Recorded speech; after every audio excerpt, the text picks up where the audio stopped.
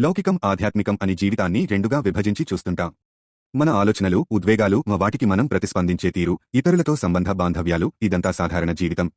అలవాటుగా జరిగిపోయే వాటి గురించి అంతగా పట్టించుకోము. మరోవైపు దైవారాధన, తీర్థయాత్రలు, ధార్మిక ప్రవచనాలను వినడం, మత గ్రంథాలను చదవడం, ఇవన్నీ చాలా జాగ్రత్తగా, భక్తితో చేయాల్సినవని భావిస్తాం. వాస్తవానికి ప్రాపంచిక జీవితంలో అంతా మంచి జరగాలనే ఆధ్యాత్మిక విషయాలకు ఎక్కువ ప్రాధాన్యమిస్తాం.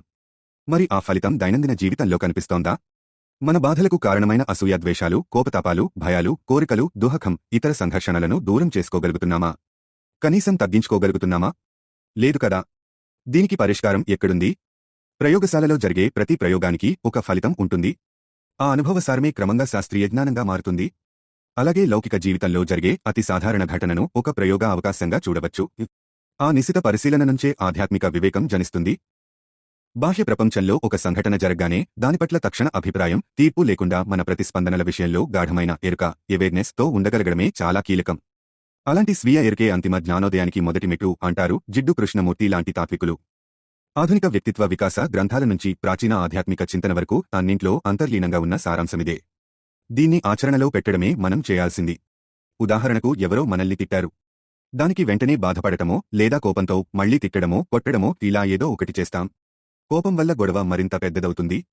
ఒకవేళ కోపం మంచిది కాదు అని తమాయించుకున్నా మనలోని ఆగ్రహం పూర్తిగా తొలగిపోదు.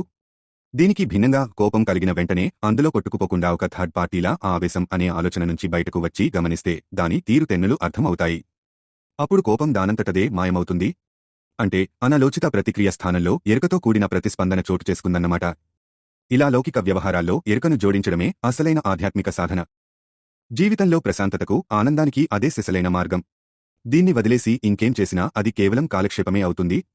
మన అంతర్గత భయాలు, కోరికలు, నమ్మకాల తాలూకు బాహ్య వ్యక్తీకరణగానే అంతా మిగులుతుంది.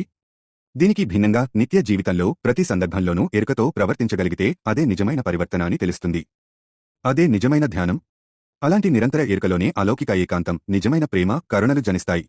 ఆ వెలుగులో లౌకికాధ్యాత్మికం అనే విభజన చెరిగిపోతుంది. సమస్త దుహకాలు అంతమై జీవితమే ధ్యానంగా ప్రకాశిస్తుంది.